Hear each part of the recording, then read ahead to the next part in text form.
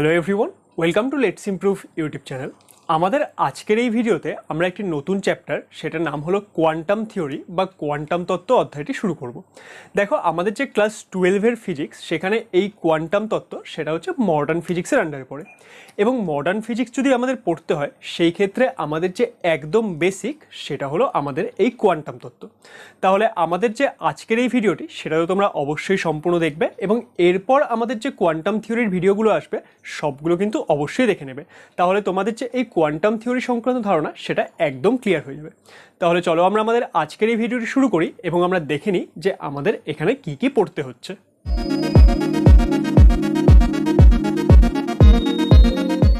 তাহলে আজকে থেকে আমরা কি পড়বো? আজকে থেকে আমরা পড়বো হলো কোয়ান্টাম থিওরি, তাই তো?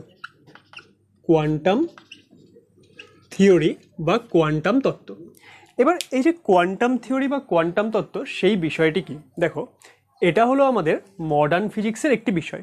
এবং এখানে আমরা কি পড়ব? এতদিন যে আমরা ফিজিক্স পড়ে আসছিলাম, সেগুলো আমরা কাদের ফিজিক্স পড়ছিলাম? সেগুলো আমরা ফিজিক্স পড়ছিলাম হলো বিভিন্ন ম্যাক্রোস্কোপিক বস্তুর। ওকে, এবার এই ম্যাক্রোস্কোপিক বস্তু মানে কি? যাদেরকে আমরা খালি চোখে দেখতে পাই। অর্থাৎ আমরা এতদিন বস্তুর গতি নিয়ে আলোচনা করছিলাম, নিউটনের গতিসূত্র নিয়ে আলোচনা করছিলাম, কয়েকটি আধানের মধ্যে, কয়েকটি চুম্বকের মধ্যে আকর্ষণ বিকর্ষণ, এগুলো আলোচনা করছিলাম। এগুলো সব কি? এগুলো আমরা সব খালি চোখে দেখতে পাই, তাই তো? তাহলে অর্থাৎ আমরা বিভিন্ন ম্যাক্রোস্কোপিক বস্তুর যে ফিজিক্স, সেটা নিয়ে আলোচনা করছিলাম। কিন্তু এই কোয়ান্টাম তত্ত্বতে আমরা কি করব? আমরা বিভিন্ন আণুবীক্ষণিক বস্তু, অর্থাৎ আমাদের যে বিভিন্ন মাইক্রোস্কোপিক বস্তু, তাদের নিয়ে আমরা এখানে আলোচনা করব। আমরা এখানে কি মাইক্রোস্কোপিক ফিজিক্স পড়ব। অর্থাৎ আমাদের যে বিভিন্ন বস্তু, তারা কি দিয়ে তৈরি, তাদেরকে যদি আমরা ভাঙতে ভাঙতে যাই, তাহলে ফাইনালি গিয়ে আমরা একটা পরমাণু পাবো। তাহলে সেই যে পরমাণুর ভেতরে কি কি ঘটনা ঘটছে, তার যে ফিজিক্স, সেটাকে আমরা কি বলছি? সেটাকে আমরা বলছি মাইক্রোস্কোপিক ফিজিক্স। আর এটাই আমরা কোথায় পড়বো? এটাই আমরা পড়বো হলো আমাদের এই কোয়ান্টাম থিওরিতে। এবার এই কোয়ান্টাম থিওরিতে আমাদের পড়ার প্রয়োজন কেন হলো? দেখো, এর আগে আমরা লাইট নিয়ে পড়ে এসেছি এবং লাইটের আমরা আলো কি দেখেছিলাম? আলোর তরঙ্গ তত্ত্ব দেখেছিলাম, তাই তো? অর্থাৎ আমাদের ওয়েভ থিওরি অফ লাইট। এবার ওয়েভ থিওরি অফ লাইট দিয়ে আমাদের কি কি হচ্ছিল? আমাদের যে আলোর প্রতিফলন, প্রতিসরণ, এইসব বিভিন্ন ঘটনা খুব ভালো করে আমরা এক্সপ্লেন করতে পারছিলাম। আলোর তারপরে হচ্ছে সমাবর্তন, এইসব আমরা একদম ভালো করে আলোচনা করে নিয়েছিলাম, তাই তো? কিন্তু আমাদের আরও কিছু কিছু বস্তু ছিল যেখানে বিভিন্ন রকমের রেডিয়েশন ঘটে এবং সেই যে ঘটনাগুলি, সেগুলো কি হচ্ছিল? আলোর তরঙ্গ তত্ত্ব দিয়ে ব্যাখ্যা করা যাচ্ছিল না। মানে সেখানে আলোর কি থাকছিল? আলোর আমাদের সেখানে কন্ট্রিবিউশন থাকছিল, কিন্তু সেই ঘটনাগুলো আমরা আলোর যে তরঙ্গ তত্ত্ব, সেটা দিয়ে আমরা এক্সপ্লেন করতে পারছিলাম না। সেই ঘটনাগুলো কি কি? ফার্স্ট হলো আমাদের ব্ল্যাক বডি রেডিয়েশন। ঠিক আছে, ব্ল্যাক বডি রেডিয়েশন সম্পর্কে সবাই ক্লাস 11-এ পড়ে নিয়েছে, তাই তো? তাহলে ব্ল্যাক বডি রেডিয়েশন, এটাকে আমরা আলোর তরঙ্গ তত্ত্বের সাহায্যে এক্সপ্লেন করতে পারছিলাম না। সেকেন্ড কি? সেকেন্ড হলো আমাদের ফোটো ইলেকট্রিক এফেক্ট। তাহলে সেকেন্ড আমাদের ফোটো ইলেকট্রিক এফেক্ট। তাহলে এই যে ঘটনাগুলো, এগুলো আমরা আলোর তরঙ্গ তত্ত্বের সাহায্যে এক্সপ্লেন করতে পারলাম না। এই যে আমাদের অসুবিধা হলো, তখন কি? তখন আমাদের যে বিজ্ঞানী ম্যাক্স প্ল্যাঙ্ক, তিনি তার এই কোয়ান্টাম থিওরি দিলেন। ওকে, তাহলে এই যে প্ল্যাঙ্কের কোয়ান্টাম থিওরি, তার সাহায্যে কিন্তু এই ঘটনাগুলো খুব ইজিলি এক্সপ্লেন করা গেল। তাহলে এখান থেকে কিন্তু আমাদের এই যে কোয়ান্টাম তত্ত্ব বা কোয়ান্টাম থিওরি, তার সূত্রপাত। ওকে, তাহলে এই যে কোয়ান্টাম তত্ত্ব, সেটা পড়তে হলে আমাদের শুরুতেই যে বিষয়টি জানতে হবে, সেটা হলো আমাদের কোয়ান্টাইজড রাশি বা কোয়ান্টাইজড কোয়ান্টিটি। ওকে, তাহলে ফার্স্টে আমরা কি পড়বো? ফার্স্টে আমরা পড়বো কোয়ান্টাইজড কোয়ান্টিটি। এবার এই বিষয়টি কি? দেখো দেখো আমাদের পৃথিবীতে অনেক এরকম বিষয় আছে যাদেরকে আমরা খালি একটা পূর্ণ সংখ্যার গুণিতক হিসেবে মেজার করতে পারি। মানে কীরকম? ধরে নাও যে আমাদের কোনো একটি পার্টিকুলার লেন্থ আছে, এই আমাদের একটা দৈর্ঘ্য আছে, এটাকে আমরা মাপতে চাই। এটার দৈর্ঘ্য যদি আমরা মাপতে চাই, ধরো এটার দৈর্ঘ্য আমরা সাপোজ বলে দিলাম 10 মিটার। ওকে, তাহলে এর দৈর্ঘ্য 10 মিটার না হয়ে এটা তো আমাদের 10.5 মিটারও হতে পারতো, ঠিক না? তাহলে এই যে আমাদের 10.5 মিটার হচ্ছে কখনো, বা এটার ভ্যালু ধরো আমাদের কোনো সময় 10.25 মিটার হলো, মানে আমরা জাস্ট র্যান্ডাম বলছি যে এর দৈর্ঘ্যটা এরকম হতে পারে, তাই তো? কিন্তু কিছু কিছু বিষয় আছে যাদের ক্ষেত্রে এই যে আমাদের পয়েন্টটুকু, মানে আমাদের যে ফ্র্যাকশনাল পার্টটা, সেটা থাকা পসিবল নয়। সেটা কীরকম? ধরে নাও যে আমরা যদি টাকার কথা বলি, ঠিক আছে, আমাদের যে ইন্ডিয়াতে আমাদের যে কারেন্সি সেটা হলো ইন্ডিয়ান ন্যাশনাল রুপিস, তাই তো। আর বর্তমানে আমাদের যদি এই ইন্ডিয়ান ন্যাশনাল রুপিসের সব থেকে ছোটো টাকা বলি সেটা কি, সেটা হলো 1 টাকা, তাই তো। কারণ আমাদের 50 পয়সা এখন আর প্রায় চলেই না। তাহলে এই যে 1 টাকা আমাদের যদি কাউকে টাকা দিতে হয় তাহলে আমরা কি করতে পারবো, আমরা এই 1 টাকারই মাল্টিপল হিসেবে দিতে পারবো। মানে ধরে নাও আমাদের কাউকে টাকা দিতে হচ্ছে, আমরা তাকে 1 টাকা দিলাম, ঠিক আছে, তাহলে 1 টাকা দিতে পারি। বা ধরে নাও আমাদের কাউকে টাকা দিতে হবে, তাকে আমরা 100 টাকা দেওয়া দরকার, তার মানে কি আমরা 1 টাকার 100 টাইমস তাকে দিলাম। কিন্তু এরকম কি কোনো সময় পসিবল যে আমাদের কাউকে টাকা দিতে হচ্ছে, তাকে আমরা 100.5 টাকা দিচ্ছি? 100.5 টাকা মানে কি 100 টাকা 50 পয়সা, তাই তো। হ্যাঁ, অনলাইন ট্রানজাকশনের ক্ষেত্রে হয়তো এটা দেওয়া পসিবল, কিন্তু আমাদের যে আমরা যদি নর্মাল আমাদের খুচরো পয়সা বা আমাদের যে নোট এগুলোতে কথা বলি, সেই ক্ষেত্রে আমাদের যেহেতু 50 পয়সা এখন প্রায় চলেই না, তাহলে এই টাকা মানে 100 টাকা 50 পয়সা এটা কি আমরা কাউকে দিতে পারবো? এটা আমরা কাউকে দিতে পারবো না, তাই তো। অর্থাৎ আমাদের যে এই টাকার হিসাব সেটা কিসে হচ্ছে, আমাদের যে সব থেকে ছোট একটা কোয়ান্টিটি 1 টাকা, তার ইন্টিগ্রাল মাল্টিপল হিসেবে হচ্ছে, তাই তো, অর্থাৎ পূর্ণ সংখ্যার গুণিতক হিসেবে হচ্ছে। তাহলে এইভাবেই কিন্তু আমরা কাউকে দিতে পারবো। আর এই যে বিষয়টি, এটাকে আমরা কি বলি, এটাকে আমরা বলি কোয়ান্টাইজড রাশি। মানে আমাদের কিছু কিছু রাশি আছে যারা আমাদের একটা পার্টিকুলার ভ্যালু তার গুণিতক হিসেবেই এক্সিস্ট করে, সেখানে আমরা তার কোনো রকম ফ্র্যাকশন নিতে পারবো না। তাহলে এই যে রাশিগুলো তাদেরকে আমরা কি বলছি, তাদেরকে আমরা বলছি কোয়ান্টাইজড রাশি। ওকে, এবার এই কোয়ান্টাইজড রাশির ক্ষেত্রে আমাদের এখানে আমরা যে বিষয়টি নিয়ে পড়বো সেটা হলো আমাদের কোনো একটি আধান। ওকে, মানে ধরো কোনো একটি আহিত বস্তু আছে, তার মধ্যে পার্টিকুলার একটি আধান আছে, তাই তো। এবার এই যে আধানটি সেটা যে কোনো মানের হতে পারে না, এবং বিভিন্ন পরীক্ষা নিরীক্ষার মাধ্যমে দেখা গেছে যে আমাদের যে আধান সেটা কি হয়, সেটা একটি ইলেকট্রনের আধানের গুণিতক হিসেবে পাওয়া যায়, ঠিক আছে। তাহলে আমরা কি বলছি, কোনো একটি বস্তুর যদি একটা সার্টেন আধান থাকে সেটা একটি ইলেকট্রনের আধানের গুণিতক হিসেবে পাওয়া যায়। আর দেখো এটাই স্বাভাবিক, আমরা কি জানি কোনো একটি বস্তুর মধ্যে আধান কি করে তৈরি হয়। আমাদের যদি ফার্স্টে এটা একটা পার্টিকুলার ধরনের পরমাণু আছে, এর মধ্যে আমাদের নাম্বার অফ নাম্বার অফ প্রোটনের সঙ্গে ইকুয়াল হয়, তাই তো। আর নিউট্রন তো আমরা জানি চার্জলেস। এবার নাম্বার অফ প্রোটনের আধান কীরকম, প্রোটনের আধান হলো পজিটিভ এবং ইলেকট্রনের আধান নেগেটিভ, এবং দুটার আধানও সেম হয়। তাহলে এই ক্ষেত্রে আমাদের যে পরমাণুটি সেটা শুরুতে কি থাকে, নিউট্রাল থাকে। এবার এখান থেকে প্রোটন কোথায় থাকে, প্রোটন তো থাকে পরমাণুর নিউক্লিয়াসের মধ্যে, তার মানে সেটা কোনো সময় নড়াচড়া করতে পারবে না। পরমাণুটি থেকে যদি একটি ইলেকট্রন বেরিয়ে যায়, তার মানে কি হচ্ছে, সেখানে আমাদের নেগেটিভ আধানের ডেফিসিয়েন্সি হবে, অর্থাৎ পরমাণুটি পজিটিভ হয়ে যাবে। আর যদি কোথাও থেকে একটি ইলেকট্রন আসে, তাহলে সেই ক্ষেত্রে কি হবে, এখানে আমাদের নেগেটিভ আধান বেড়ে যাবে।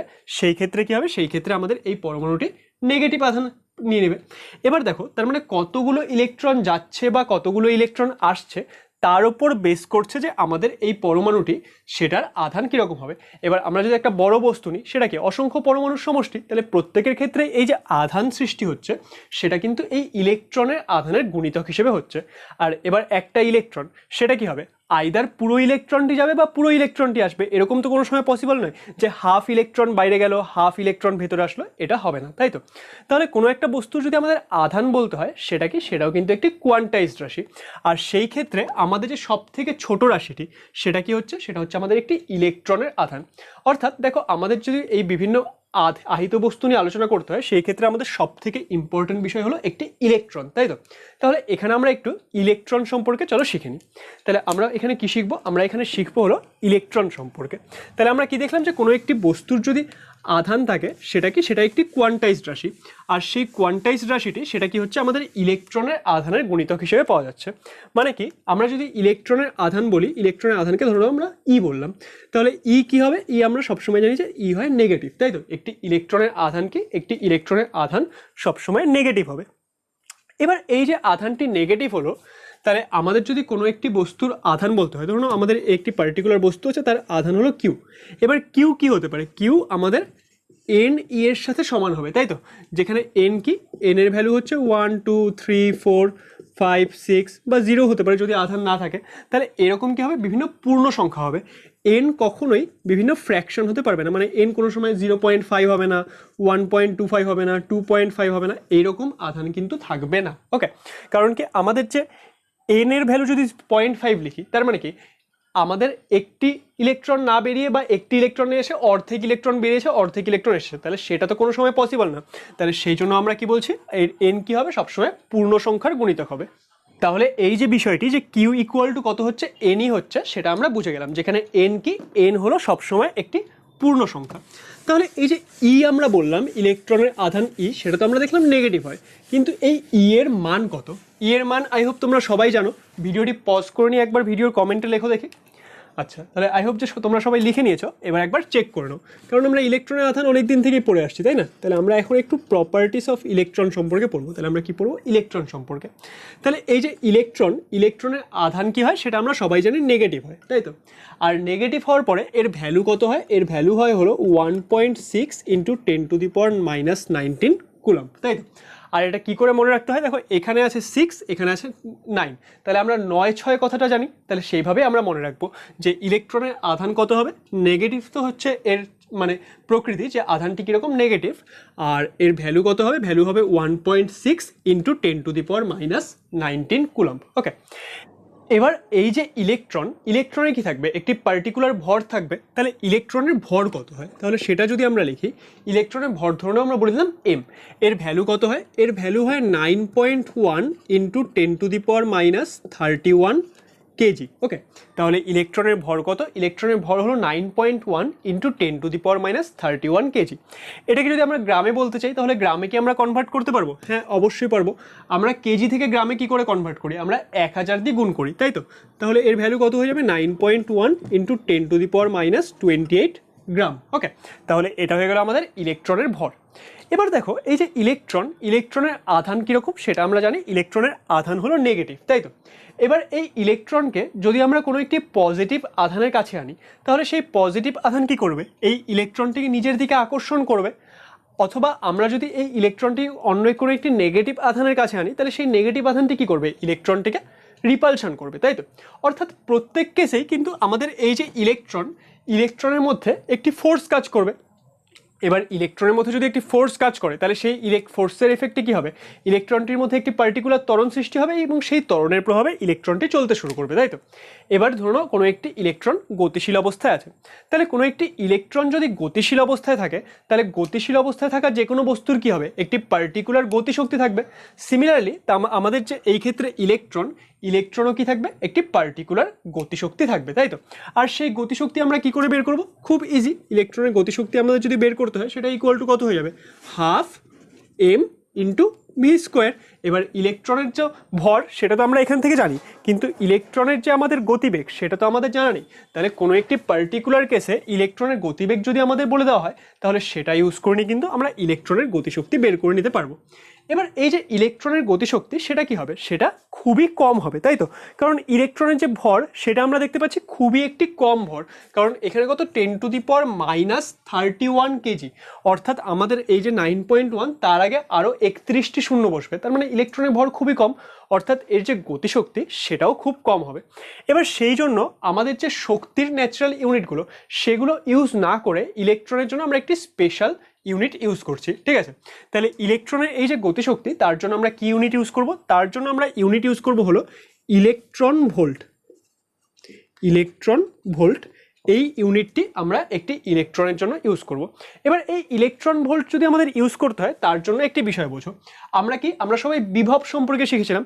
বিভবের সংজ্ঞা কি? যে আমাদের একক ধনাত্মক আধানকে কোনো একটি তড়িৎ ক্ষেত্রের মধ্যে আনতে যে পরিমাণ কার্য করতে হয় সেটাকে আমরা কি বলি? সেটাকে আমরা বলি হচ্ছে ওই বিন্দুর বিভব, তাই তো? এবং আমরা কি সম্পর্ক জানি? আমরা জানি যে W equal to QV, correct? অর্থাৎ আমাদের যে কৃতকার্য সেটা ইকুয়াল টু কত হয়? আধানের মান ইন্টু বিভব। তাহলে এই যে আমাদের আধানের মান ইন্টু বিভব সেটা আসছে কৃতকার্য, আর কৃতকার্য এবং শক্তি সেটা আমরা কি জানি? একটা আরেকটার ইকুইভ্যালেন্ট। তাহলে এখান থেকেই কিন্তু আমরা এই ইলেকট্রন ভোল্টের সংজ্ঞা দেব।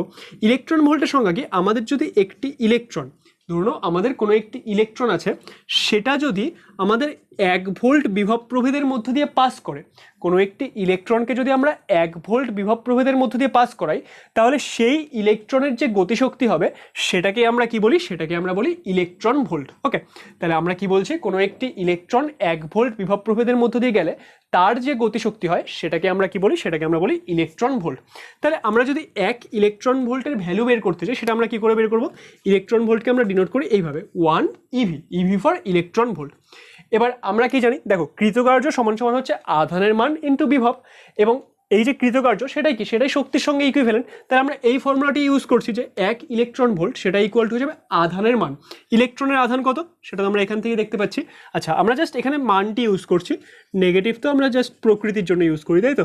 তাহলে 1.6 × 10⁻⁹ এটা হয়ে গেল আমাদের আধানের মান, ইন্টু বিভবের মান কত, বিভবের মান তো হলো 1 ভোল্ট, তাহলে এটা কি হয়ে যাচ্ছে 1.6 × 10⁻⁹ ইন্টু 1 ভোল্ট। তাহলে এই যে আমাদের রাশিটি আসবে সেটা কত আসবে, এত জুল, কারণ কৃতকার্যের একক আমরা কি জানি সেটা হচ্ছে আমাদের জুল।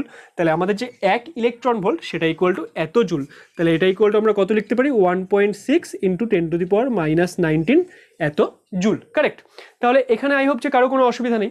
এবার এই বিষয়টি যদি সবার ঠিক থাকে তাহলে আমাদের যে ইলেকট্রন ভোল্ট কত আসলো, সেটা আসলো 1.6 × 10⁻⁹ জুল। এবার দেখো আমাদের যে এই রাশিটি আসলো মানে ইলেকট্রন ভোল্ট এককটি, সেটাও কিন্তু খুবই একটি ছোট একক, কারণ এখানে আমরা 10⁻⁻⁹ দেখতে পাচ্ছি।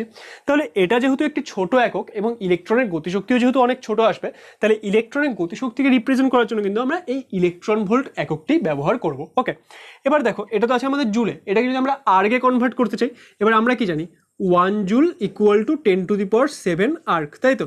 তাহলে আমরা যদি এটাকে আর্গে কনভার্ট করতে চাই তাহলে আমরা এখানে কি করব, এখানে আমরা 10⁷ দিয়ে মাল্টিপ্লাই করে দেবো, তাহলে এত আর্গ হয়ে যাবে। তাহলে এখানে কত আসবে, এটা আসবে হচ্ছে 1.6 × 10⁻12 এত আর্গ। ওকে, তাহলে আমাদের আজকের এই ভিডিওতে আমরা কি শিখলাম, আজকের এই ভিডিওতে আমরা জাস্ট কোয়ান্টাম থিওরি বা কোয়ান্টাম তত্ত্বের বেসিক বিষয়গুলো শিখলাম। এবং এই ক্ষেত্রে আমাদের যে বিভিন্ন আহিত বস্তুগুলো তাদের ক্ষেত্রে যেহেতু আমাদের কোয়ান্টাইজড রাশি, মানে আমাদের যে কোয়ান্টাম থিওরিতে আমরা কি করছি সব বস্তুকে কোয়ান্টাইজড রাশি হিসেবে ইউজ করব, সেখানে আমরা বেসিক যে দেখতে পেলাম সেটা কি, সেটা হচ্ছে আমাদের ইলেকট্রন। যে কোনো আহিত বস্তুর যে আধান হবে সেটা কি হবে, ইলেকট্রনের আধানের পূর্ণ সংখ্যার গুণিতক হবে, তাই তো। সেই জন্য আমরা ইলেকট্রনের কতগুলো প্রপার্টি সম্পর্কে শিখলাম।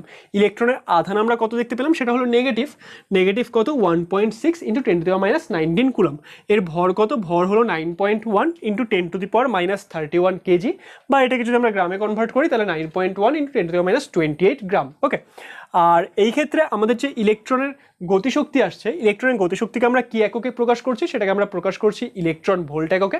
ইলেকট্রন ভোল্টের সংজ্ঞা কি হবে, যে আমাদের যদি কোনো একটি ইলেকট্রন 1 ভোল্ট বিভব প্রভেদের মধ্যে দিয়ে পাস করে তাহলে তার যে গতিশক্তি সেটাকে আমরা বলবো 1 ইলেকট্রন ভোল্ট। এবং 1 ইলেকট্রন ভোল্টের সঙ্গে আমাদের জুলের সম্পর্ক কি আসছে, 1 ইলেকট্রন ভোল্ট ইকুয়াল টু হলো 1.6 × 10⁻⁹ জুল, বা এটাকে আমরা আর্গে কনভার্ট করলে 1 electron volt equal to 1.6 × 10⁻12 erg. Okay, তাহলে আমাদের আজকের এই ভিডিওটি যদি তোমাদের ভালো লাগে তাহলে ভিডিওটিকে অবশ্যই লাইক করবে, এবং আমাদের পরবর্তী পার্টগুলো দেখার জন্য আমাদের চ্যানেলটিকে অবশ্যই সাবস্ক্রাইব করবে। এছাড়াও এখানে যদি তোমাদের কোনো রকমের ডাউট থাকে সেটা তোমরা ভিডিওর কমেন্টে জিজ্ঞেস করতে পারো। Thank you for watching.